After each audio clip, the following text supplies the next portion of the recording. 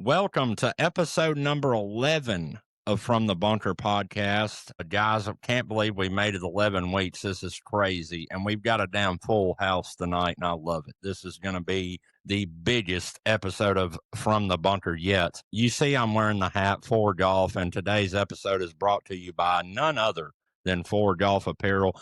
A brand that was built by three golfers that wanted to keep great style with a premium price tag. In the winter of 2024, these guys started dialing in the fits. They've got some epic stuff. The mission was simple, guys. Comfortable stuff that the prices are comfortably affordable. And if you go to foregolfapparel.com, you will see that you can rack up a bag of stuff for what normally you would get like one polo for. So head over to foregolfapparel.com, use code From the Bunker at checkout for 10% off, and tell them that From the Bunker sent you.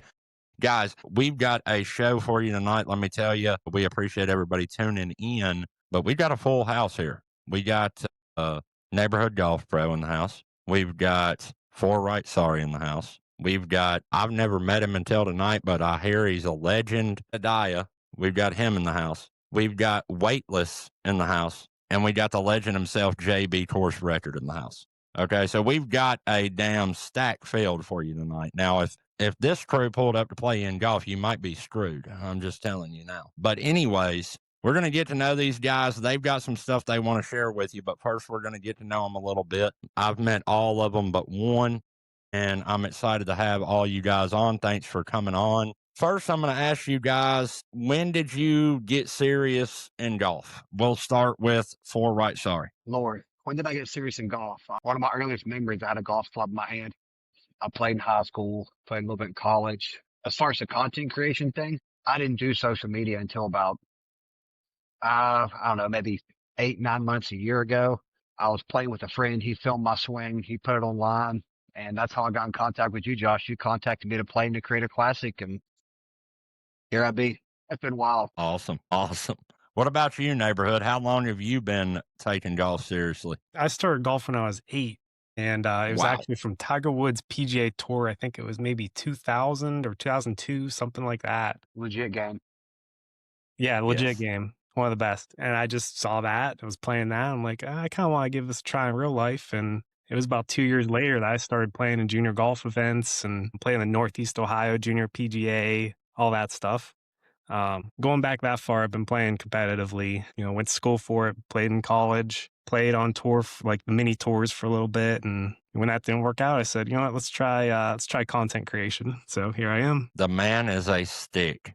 Let me just tell y'all, the man can swing it. Now, if you, I'm going to be honest with you, you walk up on Brad, I don't think most people would guess that the man can hit a golf ball like he does. But I'm telling you, it is awesome to see. It looks like That's where the name comes from, Neighborhood Golf Pro. I'm the golf pro from the neighborhood that you had no idea could play golf. Absolutely. He does look like he might work at H&R Block, for real. Jedi, tell me, when did you start taking golf serious, brother? My dad started me off when I was about 3. I went from there playing in some junior events around Eastern North Carolina. Started the first program at How About Middle with a girl named Jennifer Crow, who went on to play D1 golf. Went on from there to play high school golf. Was the first player at a How About High to get a full ride academic athletic golf scholarship. Went on to Fayetteville State, where I actually won a minority national championship, West Lucy, Florida. And right around COVID, I actually turned pro to be a program for the Carolina section of TGA, where I've also won 8 events there as well. So I'd say probably right around COVID when I really took it serious. That's awesome, man.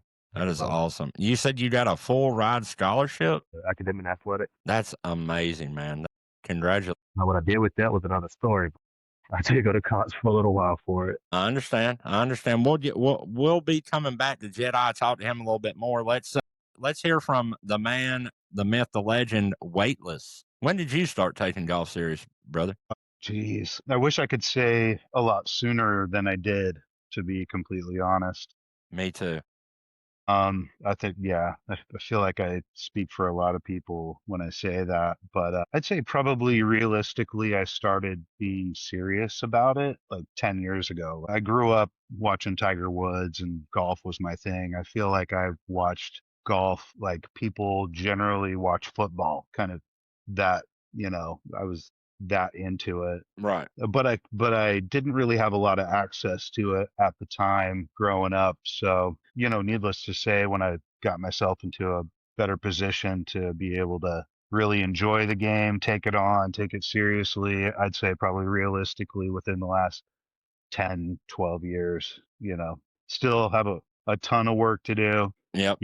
but I feel like I'm making good progress and excited where I'm at now. I feel like I've got a ton of work to do too. Wait, listen, but here's the thing that keeps me going is I meet guys like JB, like Brad, like my buddy Breaking 80, Adam, these guys that I've met that are great golfers, and they're not satisfied either. So that just goes to show me it doesn't matter how good I get, I'll never be satisfied with my game. So last but definitely not least, the man that'll run you out of a damn Mexican restaurant.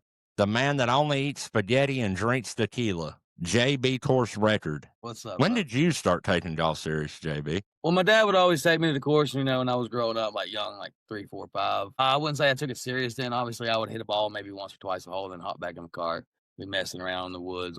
Not really worried about it. But the way I got into it, he would take me when I got about 10 years old. He would take me on Saturday mornings. He would play in the money game. I would fish on the 18th hole. Okay. And that we had a good thing going there. But one day, I had the worst day of fishing ever. Didn't get a single bite, probably while he's making the turn. I'm pouting. I'm sitting on the truck bed. I'm done fishing. He gets done with the turn, comes back, and everybody starts bringing him all this money. Driving by, just hand them cash. I said, Dad, why are they doing that? He said, because I play good golf. I said, well, I'm done fishing. I want to learn how to play good golf.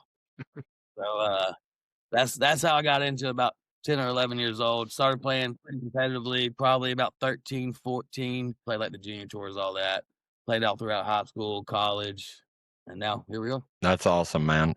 So when you tell that story, the only thing I could think of is the kid had never seen Kevin Van Dam, and then he was just on a golf course. So here it is. All right, let's go back around the room. We'll start with you this time, JB, and go backwards. One thing that people don't know about your game.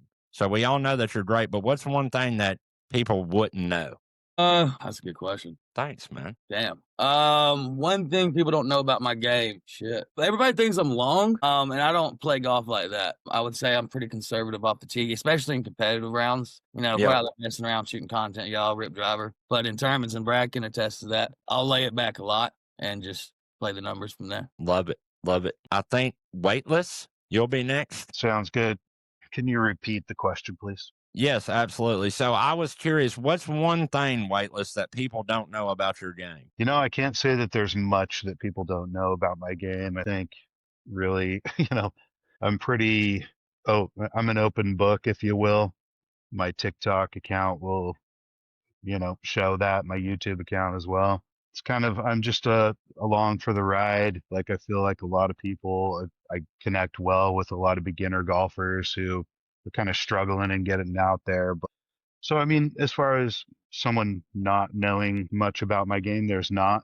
But I will say that a highlight of mine was I was playing a scramble for a buddy of mine who owns a gym, and we were played like a PGA, beat the PGA Pro on one of the holes. I decided to go ahead and pay the $20, and I beat the pro and putted for birdie right in front of everyone. It was one of the greatest achievements in golf. Hell yeah. In a couple of years for me. So that was exciting. So I guess that would be one thing that people don't know about my game. And that's it. Man, the man's a stud, man. That's what he's trying to tell y'all. Don't mess with him. That's for sure. Jedi? So for me, and I'm glad I didn't have to answer this first, I'd say my ability to see the golf ball. I don't have a problem not seeing anyone else's golf ball, but as far as seeing mine, I have the hardest time in the world. For the most part, most people know me for hitting the ball long and for being a mental head case. So I'm constantly thinking about ways to get better or just never being happy with success or feeling as if I'm successful. The reason why we come to play golf because we know it's a sport that we can't conquer, but we try every day to do it. I'm a mental head case about that. See, but it's people like that, man, that are super good at golf. Because, in my opinion, and it's because they're never satisfied. You can hit a shot. I know I mentioned this on another episode, but I know a local kid around here that's a super great golfer. But I'll play with him, and he'll shoot a shot 200 out, put it 13 inches from the hole, and be pissed about it and throw down another Should've been ball. 12. Yeah. Yeah. So, yeah, that's awesome. Love that answer. Brad? One thing that people don't know about my game, I cannot read a Bermuda green to save my life. Oh, I know that about your game. I know that about your These game. guys know 100%. that. These guys know that. Outside of everybody on this call, I don't think anybody knows. I can't read a Bermuda green to save my life. Hey, can I tell you something else nobody knows about Brad's game? What's that? They apparently don't have bunkers in Ohio because he might Yeah, need to I'm work sure on his about sand bunkers. play just a little bit. So you're saying that he can't hit a shot from the bunker? Yeah, Oh, he can. I can. It's not as good as the rest of his game. We'll put it that way. It's serviceable. It Serviceable. gets me to a point to where I'm not gonna make a big number. Want some shade early. Yeah, It's fair. right. It's Hey, really this is a shots fired zone, boys. So buckle up. Listen, up here in Ohio, our public courses do not have bunkers. Like the nicer courses have bunkers, but like I play public courses pretty much all the time, and yeah, you don't get that up here. That's wild. There's a course here in the next town over as soon as you get into Tennessee called Dogwood Hills, and they do not have sand in their bunkers. Yeah. So it's literally just holes, here and there. Got Cody Blevins. He plays there a lot, doesn't he? He plays a Dogwood. So I thought the same thing when I first found Cody, but it's actually a Dogwood Hills down near him, which is like 2 hours or so, 2.5 hours away from me. So it's a different Dogwood Hills. That course is actually in Alabama. Oh, okay. I didn't know that. Yep. I was when I first seen Cody's video, I was like, Dogwood Hills. I was like, that's right down the street. And then I looked at it and I was like, that does not look like that course. And then I messaged him and was like, you play in Portland? And he's like, no, I play this in Alabama. So yeah, I thought the same thing. Fore Right, something we don't know about your game, brother. First of all, before I answer this, I got to grab something. JB's got a golf club, and I feel left out, so we're gonna bring this in here. JD's holding his blankie. There we go. This also kind of coincides with it. This is a wedge. Everybody on the internet knows I'm known for hitting the ball long ways, but I actually have a decent short game. It's not the greatest, but it's serviceable, But yeah, that's pretty much it. Everybody's like,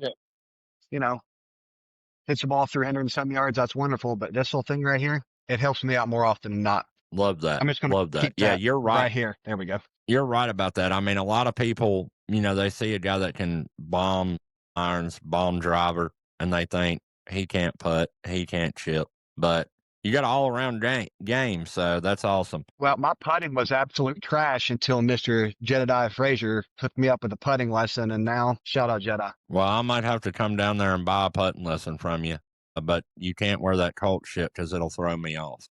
Yeah, I want to stay free of charge, but after that, we might have to amp up the prices. I heard that. This time we'll start with you, Jedi. Best round you've ever played, where and why? Not necessarily the best score, but just your personal best round for you. So I would say as a professional, and a quick backstory, I have a big family, and my dad's from the old school, so he'll never tell you when he's sick, hurting, anything like that. So he told us that the doctor diagnosed him with prostate cancer. But I had this prayer saved on my phone that he had prayed, and he had asked God to allow him to watch me play the big boys. So this was right when I turned pro in my very first professional event. I look to the crowd and I see him. I started on hole 14, bogeyed hole 16, played the last 5 holes in the rain in 262 to win the first tournament I've ever played, professional tournament at least. But the best round would probably be I started off 5 over through the first 6 holes at the golf course I was working at, and I played along with one professional basketball player, Helicopter, shout out to him, and 3 more guys, and they were just talking so much junk, and I turned around and shit 68, so I finished up 9 under the rest of the way, and that's probably the best round I could say I had, and it was because of the trash talking I was receiving. I was able to get back to that mental state of, I don't know why things are going bad, but the thing about golf is that you always have to have a go-to shot so that when you are playing bad, I can manage around the course until I get to the range afterwards. And I wound up managing this nice little block fade and made a few putts, and 68 was the final result of that. That's epic. That's a hell of a round and a great story. Both. Adam, let's go to you. Oh, it's the best round I've ever played. I shot 61 at Sapphire Valley, North Carolina. I was actually 17 years old at the time. So, Wow. Needless to say, my golf game has gone downhill since then. We're working on getting it back up, though. I actually had the final score wasn't what made it to greatest. What made it to greatest was I actually went albatross eagle back to back. So par five, par four, a hole one out on that, then hole one out from 115 yards on the next hole. So that was like my crowning achievement in golf. I'll never, never, ever do it again. I've been living off that I'm 43 now, so I've been living off that for quite a few years. That is a epic story to tell, man. That sounds like it would have been a fun day. Did you have the boys with you at least or something? Just me and my dad. That's what made it so cool too. It was just me and, well, that's even better. It was just me and dad out there. We were on vacation there. We lived in West Virginia at the time, so it was the last day before we had to go, and I just happened to be on that day. That's awesome, man. That's absolutely awesome. We'll switch it up a little bit. JB, best round you've ever played, where and why? Best round ever. I got a 60. That's my lowest. Never broke 60 before. Close. Shot 61 last summer. I don't know. It's hard to really pinpoint one. But I would say the most recent best round I played was at the Mid-Am this year in Dalton, up in Dalton, Georgia, Dalton Country Club. I had the tie for the lowest round of the day on the final round, and it should have been a lot lower. Shot 69 the final day, and probably had, I don't know exactly how many putts, but I missed a lot of putts that day. It should have been a lot lower. And I finished 5 back. So I grinded back, and there was a lot of really good players in that tournament. So proud of that. But to pinpoint exactly one. The man's so good he can't pick one. That's the problem. We'll go with day 2 of the Small Creator Classic. That boy. Good answer. Thanks for the plug there, brother. Connor, tell me about your best round you've ever played, where and why. All right. Best round was 2.5 months ago. My brother was in town for a couple of days on business. Just, last minute booking at my local course. It's called Star Ranch. I shot a 79. No bull. Sorry, I'm not sure if I can say. You can say whatever you want, buddy. But yeah, I mean, it was an incredible round for me, and a 79 was just absolutely epic. It's awesome. For many, might not. For many on this call, I can tell you for a fact it's nowhere near where they're going to tell you. But I mean, I was so stoked. I was happy, and I'm whittling it down. Going to get into the single digits next year. That's my goal. And that's kind of where I'm at.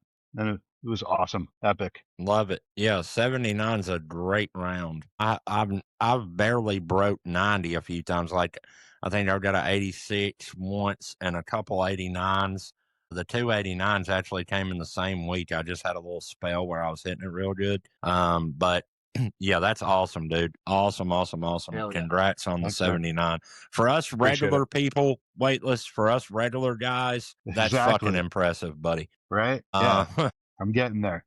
Right. Hey, Connor, single digits this year, not next year. It is 2026. Correct. That is correct. That's the goal.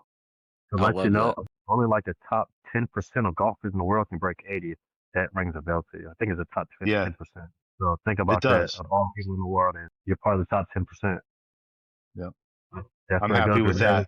It's hard to be happy with something because we always strive and strive for perfection, but we can't achieve that in this game. That's why we love it so much. But we'll get you there for sure. Stick around. Mr. Make it make sense. Make it make sense. I also want to give a shout out to every one of the group. Honestly, they've helped me out tremendously in their own ways, like to get me to this point. So just had to give a shout out. We're family. Love that, boys. Love that. So, neighborhood, best round you ever played, where and why? All right. So, we're going to go back to when I was trying out for the golf team in college. First round, I shot 78. I was pretty far down the leaderboard. I remember leaving for the second round that day. My roommate wished me good luck. And I'm like, yeah, I'm going to need it. I think the guy that was the front runner of us freshmen shot like, 69 or 68 or something like that. So I'm like, yeah, I gotta go like super deep. Like this isn't going to happen. So go out round 2. I think I shot 64 bogey free, ended up winning the entire qualifier. I beat everybody that was already on the team. I ended up being everybody that was already on the team and ended up getting the spot on the team. I've had lower rounds than that, but that was my best round. I love that. Under the Love pressure, that. under everything that I needed, that was that. That's an epic comeback, brother. That's a way to Thank you. make a golf team right there. I bet the coach come up to you like, here you go. Oh yeah, Sign yeah. here. 14 stroke improvement. That's impressive. 14 stroke improvement. Yeah, 14 stroke improvement from day 1 to day 2. You know, in the time I've known Brad, that's one thing about his game is you just never really count him out because he will find a way. I don't know how he does it, but he'll find a way to like eke his way back in there somehow. He does it pretty consistently. He's never out. I've done He's crazy got that stuff. he's got just a little bit of tiger blood in him. You know, you let him hang around and he's going to figure his way back up to the top. So. I mean, next time he's beating me, I'm just going to break his leg or something, put him out for good. Or unless he hits it in a bunker. The U.S. Open qualifier from this past year, 2025. It's on YouTube. It's on my channel. Check it out. I started out par, double bogey, 3-putted the second hole, 4-putted the third hole, and ended up shooting 74 and missed it by 2 shots. Wow. Like, I'd never give up. Son of a Never give motherless up. goat. That's tough. That is tough. By the way, guys, I'll put all y'all's links and everything to your YouTubes, your TikToks, all that shit in the fine print. We appreciate that. Fore Right, we'll start with you this time again. What's one shot you would trust with your life? So we're on the golf course. You've got to have it. What's that go-to shot? You give me my 4 hybrid in the tightest fairway you can find and just go land in it. Love that. Love that. No lie. Brad? One shot I trust with my life. 124 yards with a pitching wedge. Sawed off pitching wedge. Sawed off shotgun, baby. Sawed off shotgun, man. 124. Jedi, or rather, should I say Deadeye? And I'm talking about with the golf ball. One shot that you would trust with your life, brother. Definitely a bad shot. And if I can't say a bad shot, probably a shot where I would have to carry at least 290, 300 yards downwind. Don't think I trust. Other than that, a bad shot. What about that 2-iron Okay. stinger you got? A bad shot. God. Mr. Bad Shot. And we ain't talking about the bad version of bad. Connor, what's the one shot, brother, that you trust with your life on the golf course? I'd have to say 102 yards, 51 degree. Yeah, I feel comfy with that one. I don't know what it is. A little 51 degree. Yes, sir. I like that. I carry But a I 50, will say- but I didn't know about a 51. Yeah, Oh, yeah. 51's where it's at. I will like say, that. though, a 56 little nippy spinner that I learned from Fore Right Sorry has definitely come in handy a few times. Fun to hit too, and Yeah, it is. Yeah. Yep. JB, what's that shot, brother, that if we go out on the course, you can hit it every time and you trust it with your life? It's a 9-iron from anywhere from 145 to 155. My favorite shot. Well, that's about a 7-iron for me, so congratulations. And I don't trust it at all. At all. For me, it's probably like a punch shot, dudes. For real. Like I learned this little punch shot earlier this year, and it is dangerous. Some rounds I should play it all round long. Like it is pretty crazy. JB, we'll start with you again. What's holding most golfers back right now? Quick answer: skill or mindset? Both. Okay. And I guess it starts with the mindset of how you approach the game and obviously how you approach it, how you get more skill. All right. I like that. Jedi, what do you think? Skill or mindset? No matter the golfer, it's always mindset, whether you're a novice golfer or a PGA professional. Skill could take a toll as well, but definitely mindset. Like that. Fore Right, what do you think? I'm going to go with mindset number 1, and then I pick an option 3, even though there isn't one. I'm going with time.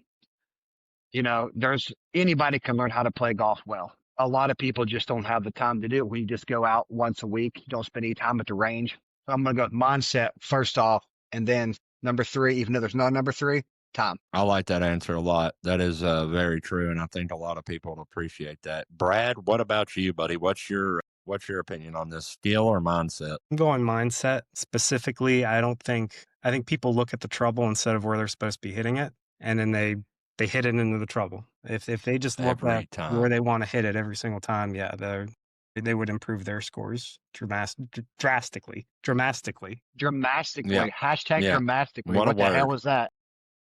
That I bet you looked that up in the dictionary, and it's got a great description. I'm Oh, using that from 100%. now on. It's going in there now. I heard that. Webster is currently updating the dictionary. Weightless, what about you, buddy? Last but not least, skill or mindset? Yeah, 100% mindset. It's got to be, I can tell you from personal experience, I've had probably 30 lessons and they've all, helped me in some way. But ultimately, what it comes down to is getting out of your head, knowing that you have the athletic ability to do it, and just trusting yourself. And it's all, yeah, I'd have to say 100% mindset. Love that. Love that. Jedi, you've played golf at the highest level, man, amateur and professional levels. What separates elite players from everybody else? Actually, Adam just answered this, and it's simply time. A lot of us have full-time jobs where we're putting 8, 10 hours in a day where the PGA golf ball, tipping and putting. So I'd say it's definitely a combination between time and resources. You give any of us in this chat 8 hours a day to practice, TrackMan, everything fitted for us to a T. There's no reason why no one on this chat could go mini tour, maybe even professional tour, the PGA tour. So a little mixture of both individually and then collectively as well. I love and appreciate that answer. Really, that's really mind opening, if you will, for somebody like me. So, that's awesome. Great answer. What did winning a college national championship teach you that you still use to this day? I've got one saying that I use, and it holds supreme to that, and it's hard work beats talent when talent fails to work hard. I feel like, of course, it's the difference between skill and talent. I feel like I have talent towards the game. At certain points, we depend upon talent to get us through, but talent doesn't always work. But we can always go back to that hard work. Remember putting those sweat and tears of 20 straight 3-footers, and I missed the 19th one. I got to start back over. So that hard work that we put into making our craft better is the one thing that I learned from playing in those events that I've carried on with me from college to now. I like that. Yeah, that quote's real nice. I like that. As a PGA pro, what is the number one mistake that amateurs make that is easy to fix? Stop watching YouTube golf. Like watching all the instructors on YouTube telling you need to do this to your swing, you need to do that, because a lot of those are either gimmicks, they're trying to sell something, or have you to create what they see a perfect swing. You look at Tiger from back in the days, or Adam Scott, Rory McIlroy, and golf doesn't work like that. You swing your own swing, and maybe there's certain things within your swing, like I call gaps. Your setup, grip alignment, posture, stance.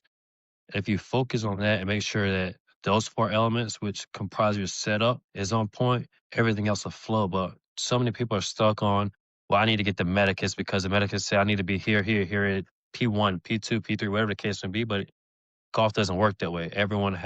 People have disabilities, and I can't get my swing to where Adams is. Adams can't get his swing to where mine is. It's just what makes golf golf. So I think just the ability to stay away from all of the YouTube lessons and see your local PGA Pro, getting a lesson from them and understanding the process. Like, it takes time.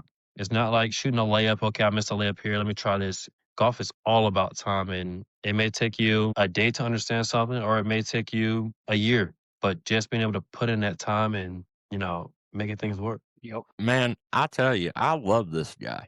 And this is the first time I'm meeting him. But guys, if you have listened to me at all, ever on this podcast, ever in some of my videos, most of you will know that I have been bitching about wanting to find somebody that will work with me and build a swing that is built for me. I am tired of going to these people that are like, well, this is what the book says. This is the golf swing. This is whatever. And my body's not built that way. First of all, I'm fat. Second of all, I got a bad back. You know what I'm saying? I can't swing like, Tiger freaking Woods, man, or I can't do that picturesque swing. And here's a PGA professional telling you that everybody has a unique swing, and you've got to find somebody that will look at your swing and say, hey, if we do this it might not be ideal or what the book says per se, but for you, this is how you're going to get consistent and better at golf. And that's crazy, dude. I've got to get in the same room with you and let you watch me swing your golf club a couple times. Brother, Send me a video anytime, no matter the time of the day. I've got to. I mean, and just think about it. We all think that Adam Scott has the perfect swing. Look at Jim Furyk. Look how crazy his swing is. But every year he's been like the most consistent ball striker on tour. So it's not about how you do it. It's about getting it done, getting it back into that slot, no matter how you have to do it. But just send me a video. I got you covered, brother. You and anyone else. That's awesome. That's awesome. I appreciate that. Yes, sir. And we'll have all Jedi's links and ways to contact him down in the description, guys, wherever you're watching this. So y'all make sure to check that out and check this gentleman out. He is amazing, and I hear that he is a absolute stick. His inbox after you post that is going to have about 50,000 messages in it with people's golf swing. People will call me and be like, "Why the hell did I say that?" If you had one drill golfers should do every week, what is it? The towel drill. Setting a towel in your armpits and squeezing it there, because that's one drill that works for every swing, whether it's the full swing, the 3/4 swing, or the punch shot, the chip, the putt, wherever the case may be. Just keeping that connection throughout the swing is like a foundation. Like, you don't want to have a foundation and you have 2 inches of concrete when you needed 8 inches of concrete. So you have to start with a good base, and having a towel in your armpits create that great solid base. And that's something everyone should try every day. And it's hard to do. So, take it little by little, take, 50% swings, or start with 25% swings and then work your way up until you can do it 100% swing, and then incorporate that to your normal swing without the towel. I think it'll be a great tip for any and everyone. If you had 30 days, Jedi, to drop somebody's handicap fast, and it seems like you're going to do it with a couple of these guys like Mr. Weightless, what would you focus on first? Why would I need 30 days? First and foremost, most people go to a golf course, they hit golf balls, and they're just hitting golf balls. They don't understand the process.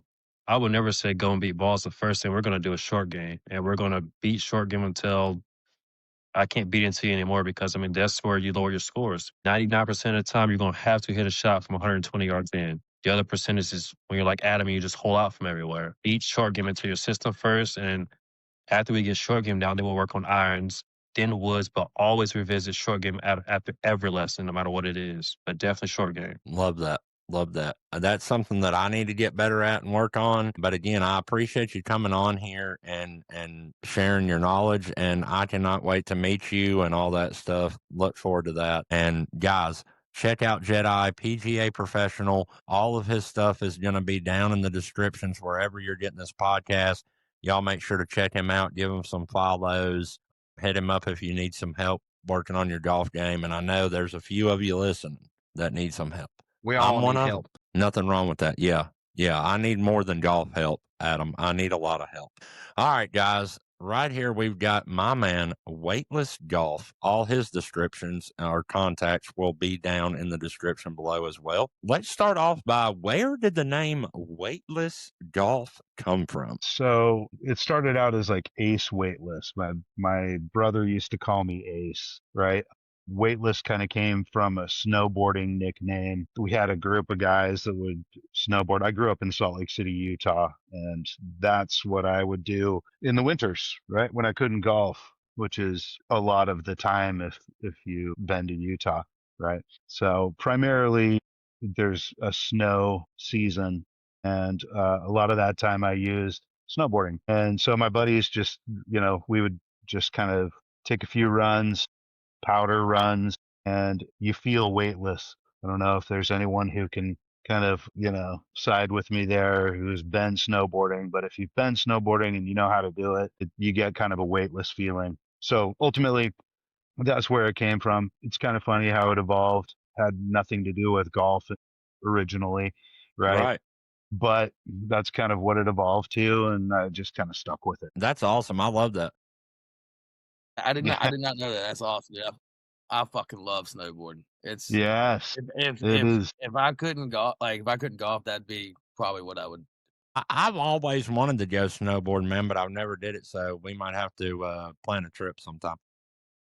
I could not picture you on a snowboard. This guy. Golf for game. If you ever do it, please set the tripod up. Put that online. No, I film everything, JB. 100%. That's what would happen. GoPro strapped to the chest, just like following him down every second. It'd be fun. Let's do it. Your content is super golf based, of course. You do a really good job with the videos you put out. What do you think golf content creators kind of overcomplicate the most? Geez, that's a good question. I think, what's kind of funny is a lot of the content that I spend the most time on, editing, refinishing, if you will, turns out to be the least favorite from my fans, from my followers, if you will. So I will say that I found that a lot of the kind of spur of the moment material that you send out there, you're like, I'm just going to post one for today. It'll be fun. Who cares? Tends to do the best. And so I think that being said, I think a lot of content is overcomplicated. It doesn't have to be complicated. I think the more kind of genuine you can be and show of yourself, like my content is all just the struggle is real. I'm learning how to play. I love the game, everything about it, right? Follow me with my struggle and not try to make it all pretty. You know what I mean? I think a lot of times content creators make it too pristine and camera ready. It doesn't have to be that. Yep, I would agree, and I think everybody on this panel would agree, guys. You throw a video up, you think this is going to do shit. I just need to post something, and it does 20,000 views. Then you spend 3 hours working on an edit. You post that bad boy up. You go back 6 hours later, it's got 37.5 views. Right. Yeah. Yeah. Yeah. We've been there, brother. So yeah, that's awesome. We love your content. Keep going. Never give Thanks, my up. guy. Keep golfing. Appreciate that. What's one swing thought, Weightless, that you wish that you could just hit the delete button on right now? Hit the delete button on, or just like drill in? Because there's one that I'd like to just drill in specifically, and that's to forget everything. You know what I mean? You do the mechanics, you do that on the range, short game, whatever it is, you work on that separately from them being on the course. And I think that's been like a really difficult thing for me to instill, is okay, when you get to the course, just don't necessarily focus on the outcome, just understand the mechanics. You've already got them ingrained, and then just trust yourself for it, trust yourself with it, and know you can do it. The more you stand over a shot and think, oh, I need to put position 1, position 2, where am I at that? You're just going to screw yourself up. So it's more of just knowing that you can do it and committing to it than anything else. So basically, instead of hitting the delete button, Weightless wants to hit the delete all button. Correct. Yes. I love that. Control A, Control V, I think it is for delete. I think my keyboard actually has a delete all. So we're just going to hit that bad boy. That's the one. How do you balance life and content creation? Ooh, that's a tough one. You've definitely got to be able to separate the two. And I think that kind of what I do professionally allows me enough time to do just the bare minimum. And ultimately, my goal is to not do the kind of 9 to 5 desk job thing where I can actually focus 100% on content creation. That's the goal. But I think for me, it's really just getting as much content as I possibly can, snipping it, utilizing it, being smart with it. And then, but the bottom line is family. Like that comes first over absolutely anything for me. So content creation for me has really become kind of a side passion. It's not what I would do to sacrifice necessarily what I have with my family. And so it'll always come second, but I'm always going to find time for it because it is a passion of mine. Man, that's awesome. It is a juggle, if you will, not a struggle, but a juggle, as most of us here know. I mean, it's kind of a full-time job to do what we all aspire to do. At least it is for me. So you're kind of working and doing your normal life, and then you got a whole separate, hours and hours a day that you spend trying to conquer the dream. So totally get that. If you could give content creators one word of advice, what would that one word be? Persistence. Consistency. Yeah. Persistence. Persistence. Not even consistency necessarily, like persistence. Like you can have lulls in, creating content or providing content to your followers. You can have them, but it can't be for long. I think for ultimately it comes down to being persistent. That's it, right? Consistency can kind of come and go, lulls and peaks, if you will, right? But I think if you just stay committed and persistent, good things will happen. Love that. Love that. Appreciate you coming on. Guys, Weightless Golf, all of his stuff will be down in the description wherever you're watching this. Go check my man out. Super awesome, super chill guy. He was here at the Small Creator Classic. Got to meet him. Appreciate you coming out for that, and hope that you're back for round 2 later this fall. Yes, sir. Look forward to seeing you again. But it was nice having you on. Nice learning a little bit about you. Absolutely. And thank you. Appreciate it. Yeah, thanks for having me on, Josh. Yeah, absolutely. All right, JB course record, guys, and he's not playing about the course record deal. According to his TikTok bio, he's got 2. Plus handicap golfer, Shrikson partner. We're going to talk to JB course record, brother, the winner of the first annual Small Creator Classic. Thanks for coming on tonight. First thing I want to ask you, 2 course records. What was clicking those days? Tell us about those 2 rounds. First off, thanks for having us, Josh. Absolutely. Make sure y'all check out Josh Golf a Game. Thanks, buddy. It'll be in the bio. But so what was clicking those days? For both of those days, they were pretty separate, kind of on the opposite ends of the spectrum. The first one I shot 60. Started out eagle, birdie, birdie, birdie, birdie.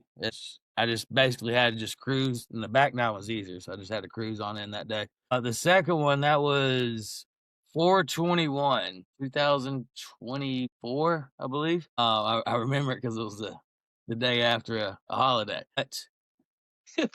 That day, I only shot 3 under on the front. That day, I only shot 3 under on the front. One of my buddies, the course we were at was in Monroe. It's called Bear Creek. Great course. Pretty challenging. Shot 3 under on the front. Nothing special. And then my buddy, he just moved to the area, and I played college golf with him. Great guy. I hadn't seen him in years. And we've been trying to get together and play. And I said, hey, man, I'm out here today. He's like, I might be able to catch the back nine. He catches the back nine. And I hadn't played with this guy in years. So I wanted to, beat the shit out of him. So I made a couple eagles and a couple birdies on the back. Probably a few birdies. Scorecards out there. But absolutely drummed him. And he's like, man, like, what happened? Well, I got a little bit better. I got a little bit better. Those are the 2 course records. I had one last summer. You asked me previously in the podcast. I shot 61 and I lipped out on 18. It's a par 4, short hole, and drove it over the green. It was a back flag, and I drove it. It took a look at the hole for a 1 and lipped out for the chip to get the course record. So, wow. So yeah, that was.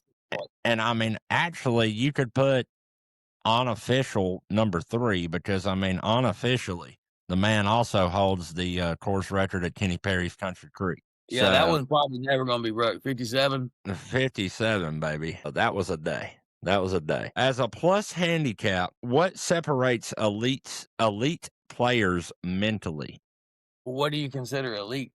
Well, I mean, I'd say that the man that can go out and shoot 57 and holds 2 course records is pretty elite. Mentally, just being in that position before, knowing that you've done it 1,000 times, 1,000,000 times, having something experience. Experience, yeah. Yeah. Words, yeah. Love that. And that's kind of what Jedi was talking about with the time thing, right? Like, you've had a lot of time to play a lot of golf, so you've been there and done it. You've seen that same shot. Thing with what Connor said. He said, I wish I would have started a lot earlier. He's only been doing it for about 10 years. Yep, absolutely. What's different about playing golf when your miss is still great? Because, like me, if I miss, I'm screwed. You miss, it's probably still a good shot for somebody like me. That's a great question. When I play competitively, lay back because, if I'm out there ripping drivers, it's either going to, it's going to be an A1 position or not, basically. When you hit it pretty far, the golf course gets pretty skinny up there. But I'll lay back, and my go-to shot is, you asked me earlier, I said it's a 9-iron from 145 to 155. It's really close between that and a 3-iron off the tee box. My 3-iron off the tee box, if I'm playing in a tournament, I'm hitting that probably probably more than my driver. And that miss it's always going to be in play, and it's rarely going to be offline. So, that's I think that you use that 3-iron maybe a little bit or a little more often than not up here at the Small Creator Classic, right? that was kind of all a blur. If you want to ask that, but JB, I got you. Yes. Yeah, I thought so. So just to give people a perspective, somebody like JB, okay, and Jedi and Brad, Adam. Sorry, Weightless, but me and you don't qualify for this. I get it. I totally get it. He will. But for these guys that are elite, if you will, the top tier, the top percentage of golf, like JB came to play in the Small Creator Classic as everybody here except Jedi was at. And the day before, he come out and play a practice round. And I've never in my life seen this, but a man is out there playing a practice round and taking notes on the golf course, what he's going to do, where he wants the ball to go, what the plan is. Who did That that? is you. I had a practice round. Yeah. we got a video shotgun in the beer together, JB. You were writing down, hit a 3-iron, hit driver, hit 3-wood. You were mapping out what you were going to do. And maybe because you were going to be drunk the whole time, I don't know. But what I'm thinking, right, is this man's out here mapping out his round because he's coming, like he's a different level of golfer. And this is how when you get to that I level. bet that's like on the outside looking in, I bet that's such a douchey thing to look at. I didn't think it was douchey at all. So. I thought it was. I don't think so. That's just smart. Is what that is. No, I thought it was smart. I wasn't about to drive 20 hours and do all that shit that we did that we can't get into on this, but I wasn't about to do all that to come up there and not win. Right. What I mean? But what I'm saying, and this is the reason that it's not douchey, is I'm sitting there thinking, I'm like, man, I'm fucking up. Like, I need to be taking notes when I go play golf now. Like, I got to go home, buy a backpack and a notebook and, just ride around in the golf cart and scope this bitch out. Get you a typewriter. Yeah. I'm pulling up Apple Notes on my phone like, all right, hit an 8-iron here. Don't fuck up, But yeah, that's just something that I think, that's just one small little snippet of what can separate guys like y'all. JB, how did the Schritzon partnership come about? I know that you're partnered with Schritzon in some shape, way, or form. How did that come about? Good question. So I got a couple guys that I've obviously met going through the game, and then the one that actually got the deal done was winning a club championship. So whoever won the club championship got to become a staffer, and that's kind of what got me into it. And then meeting everybody else through that, kind of what helped that continue. That's epic. I did not even know that was something that was an option or offered or ever done. So that's super cool to know that, you can make shit happen by going and playing really, really good golf like that. Last one for you. This is our viral question, JB, so don't fuck this up. Oh, shit.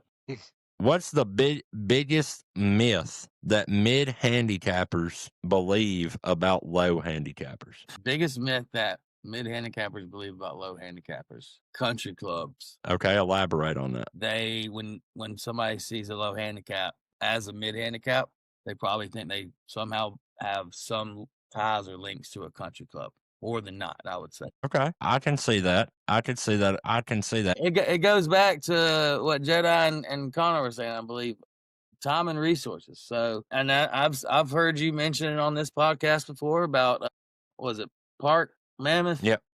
Is that the one with the nice practice facility? So, if you go there compared to, some municipal course, you're going to get a lot more efficient and effective practice in there than you would putting through whatever. Kenny Perry's greens. Well, don't Kenny say Perry, that word to me ever again.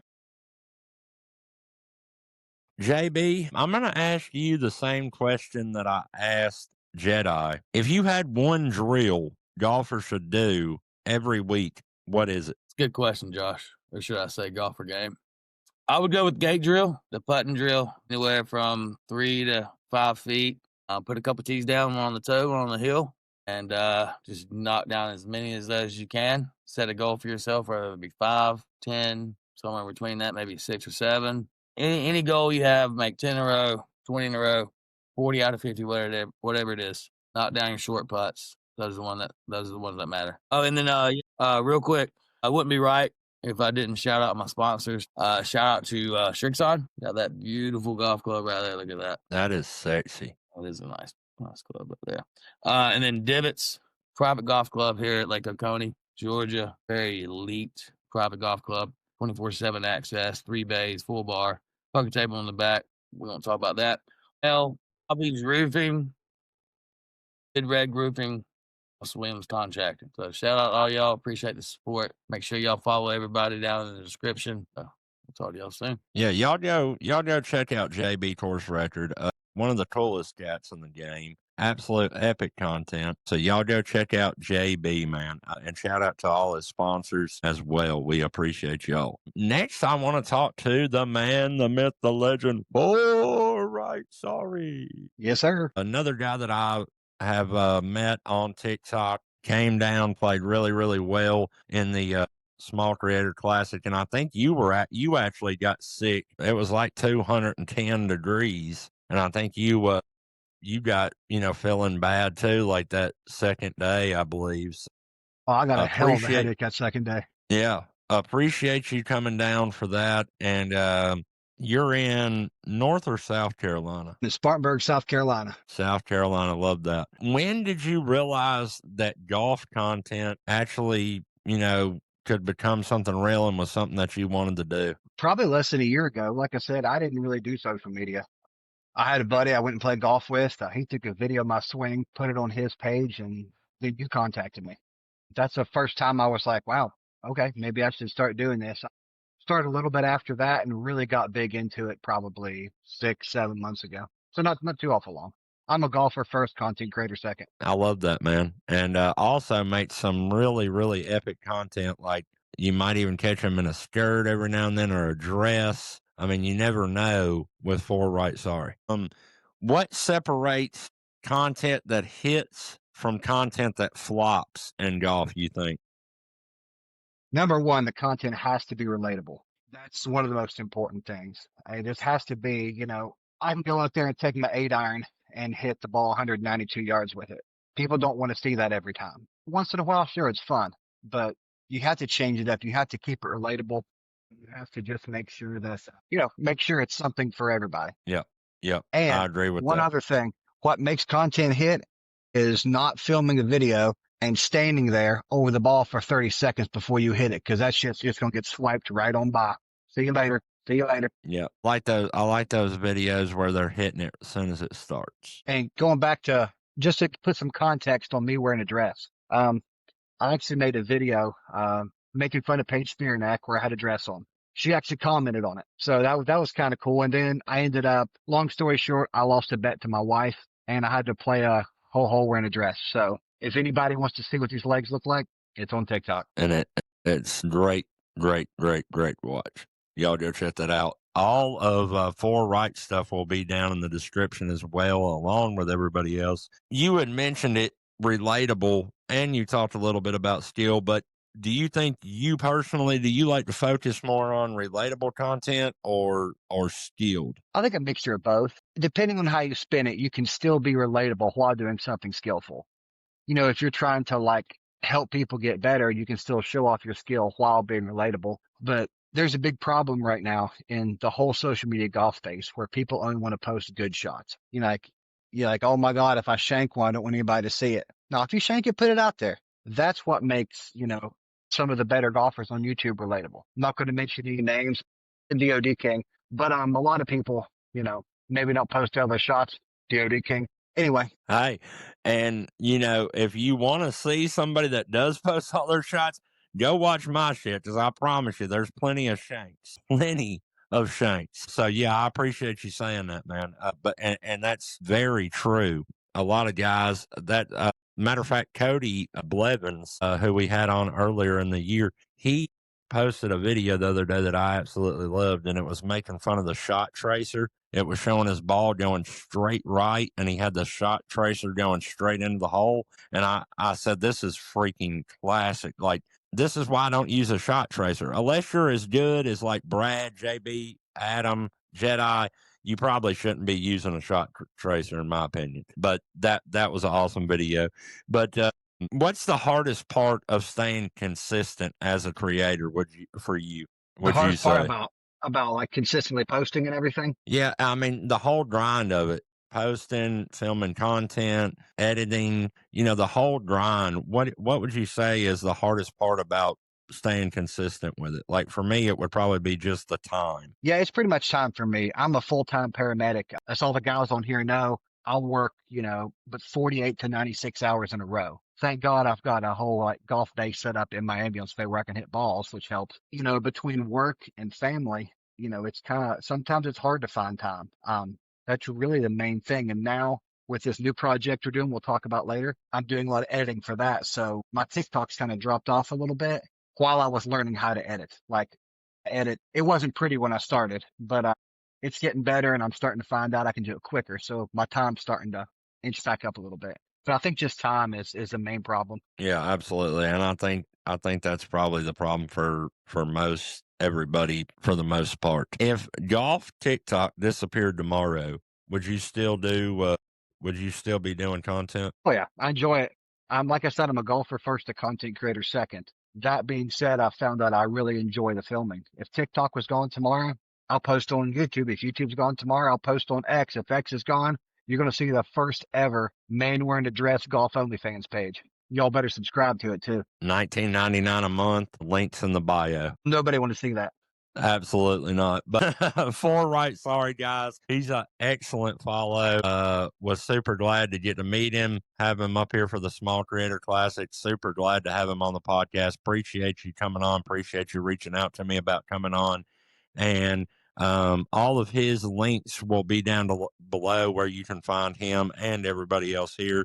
Neighborhood Golf Pro, guys, up in Ohio, near Youngstown-ish, right on the Pennsylvania line, I believe, right, neighborhood? Yep, that's right. And a hell of a golfer, like we mentioned earlier, I think. Neighborhood definitely isn't the guy that you would think is going to come out and take your lunch money, but he's going to come take your damn weekly grocery money. Great guy, great golfer, has been a real good friend to me. Appreciate you coming on, Brad. Why do you think everyday neighborhood style golf content resonates so well? First off, appreciate you having us on, Josh. The reason why I think like the everyday neighborhood golf pro style content can do well and does do well is because I don't think golf is sticking with the whole country club lifestyle anymore.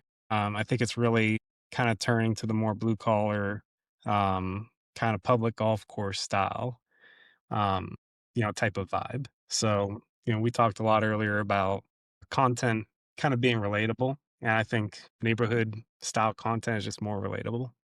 Absolutely. Yeah, you're absolutely right. It's getting less country club, more everyday guy. You see a lot more T-shirts on the golf course these days, especially at the ones that I work at. So that's absolutely true. And I think people like stuff that they can connect with, and you're a very relatable guy. What's the most relatable golf struggle you see in the comment section? I would say it's definitely struggling with a slice. And, I feel like a lot of amateur golfers struggle with hitting a slice. And what's hard from my perspective as somebody who kind of gives lessons and, posts tips is there's not really a one size fits all thing that's going to fix a slice. You see the videos, the clickbait where it's like, hey, this one thing will fix your slice. Well, I got news for you. That doesn't exist because there's at least a dozen different things that are causing it or could be causing it. You are right. Slicing is a big problem, even a problem for me. How do you balance being entertaining without losing credibility? Well, I try to stick with tried and true, tips, drills, stuff like that. And I try to display it in a way that's, fun to listen to, that's more engaging. Yeah. I try to make it feel like I'm actually communicating to the people that are watching the video and not just kind of like, hey, put this ball underneath your foot and whatever and try to rotate and keep your weight wherever. I'm trying to engage the audience on those. Yeah. Yeah, Yeah. absolutely. I think you do a good job of that too. I really Thank you. do. Thank you. And guys, this is Neighborhood Golf Pro. All of his stuff is down in the description below. What's your goal with content long term, Neighborhood? Well, long term, we've all kind of talked about how, a lot of us think that we can go pro. We know that we can go pro, make it on tour. And I think that's really the direction I want to go eventually. Is this has been kind of my journey to how I'm getting there or what I'm doing. Um, you see a lot of that with Wesley, with George, how they kind of film the behind the scenes on when they're playing these tour events. Yeah. That's kind of what I would like to do too, and show everybody what I did to get there. Absolutely. I can't wait to see it. I know you're going to get there. I know a couple of y'all on this panel, if not all of you. We can all get besides me is going to get there. But yeah, that when I see you at the Masters, I want tickets. You feel me? I just want a ticket. You want to caddy me in the par 3 contest? Absolutely. I Let's want to do caddy it. for you all weekend. What kind of golfers do you want your audience to turn into? I want them to be the best version of themselves that they can be. I want them to look at my content, look at my swing tips and stuff like that. And instead of just thinking of it as a drill that's going to instantly make them better, I want them to look at it as I'm showing them what to look for in their golf swing and how they can apply this to their golf swing. Yep, absolutely. And I think you do a great job of that as well. As I mentioned, you do a great job just connecting and explaining things really well. Appreciate that. Well, the reason that all of you guys came on today is y'all have put together something special, I think. I think it's going to be absolutely epic, and y'all want to announce it to the world. So, Mr. Fore Right Sorry, I'm going to give you the floor. So first of all, I'd just like to thank you, Josh, hashtag Golf for Game, for you kind of don't realize it, but you played a huge part in this. We all came to the Creator Classic, all of us here, but Jedi, who we actually met through someone who was at the Creator Classic. So you're kind of the reason this is all together. So Hey, I appreciate that, you. fellas. So we all met down there. We had a blast. We all got along really well, and we just kind of decided, why aren't we filming content together? We all take in a lot of golf content, and we feel like we have something to offer, feel like we could do some stuff better. We kind of want to change the YouTube / social media, whatever content creator golf game out there. We have the ability to change it. I think you do. So these guys have started something called the Smash Factory, okay? And whoever wants to can answer this, but tell me, what is the Smash Factory in one sentence? Vibes, good golf, and just change the game. I love that. I love that. Why start a golf group, a challenge group, content group? What is the benefit, or why is the reason that y'all wanted to do this, other than just, we all got along? Like, what is the goal or the biggest reason y'all wanted to pull this off? So right now in the content creation space, it's so gate kept. When you see good play, who do they play with? They don't play with John Smith from across the road. They play with the Brian Bros. They play with Bob Doe Sports. They play with Bryson. It's very gate kept, and it's very select few who get to play together on YouTube and have all the fun. We want to do it different. We not only, granted, I'm not going to turn down playing with good, but we want to go around all over the United States, all over the world if possible, and we want to get these other small content creators involved. We want to give people their shot. We want to give people a voice. It should not be gate kept. Golf is a game for everybody, whether you're 3 years old or 103 years old. YouTube golf should be the same way. We want to give everybody a voice. We want to see everybody swing, and we want to give everybody a shot, and we just want to vibe and have a good time while we do it. Guys, I don't know if you're saying, like, that put a smile on my face, and reason being is that's the exact reason that I wanted to do the Classic, and that's why I'm so happy about this group, is because the whole point of that deal, the whole point of it was about nothing else but this right here. And for you to want to basically, you all met at an event like that, and now y'all want to create a group to take that around the world. It's freaking epic, and I love it. and y'all are going to do really, really well with this. I love that answer. What kind of content can people expect? So are we doing challenges? Are we doing like verses? Or is it going to Listen, be a mix?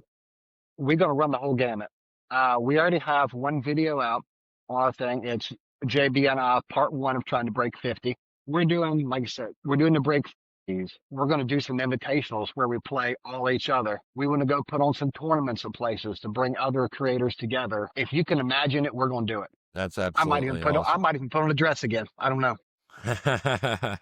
And if you haven't seen that video, go check it out. We saw also like throwing some clinics and lessons as well for the public. You don't really see anyone else throwing out lessons and clinics, but there's different amenities that we want to reach out to, not just the big broadcast of golf, but maybe, kids. We want to keep the kids involved in golf, get them off the streets, let them know that there's a different avenue than just, the streets itself. Yeah, the streets can give you love, but guess what? The love this golf game can give you is way deeper because you can do this from the time you're born, time you can walk necessarily 3 or 4, till pretty much the time you die. No other sport will allow you that ability. Basketball, football, the time you turn mid-30s, early 40s, you're done with that. But in golf, you're just getting started. So we want these kids to know there's more to life than just what they see out in the real world. So we want to throw some clinics for the kids, even the adults, and lessons and all. I love that. Love that. That's But absolutely before awesome. before I forget, we have one member that's not on here today. I was about to say that. You guys have probably heard of her. Her name is Kelly Rudney. She is the 2025 Women's World Long Drive Championship. She won with, what was it? She hit a 413-yard drive, but she won it with 406. Okay. She can't be here. She's got some stuff going on today, but shout out Kelly Rudney. Much love. You guys will see her in our videos. If you check out my TikTok, you can see her hitting you with a foam golf ball. It's pretty horrible. Mine too. But yeah, I just wanted to shout out Kelly before I forget.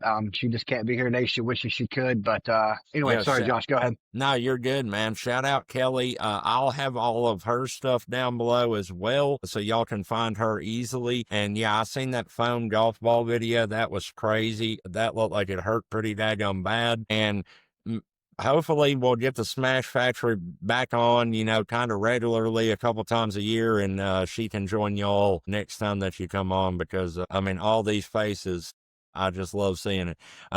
So is this going to be competitive entertainment or both?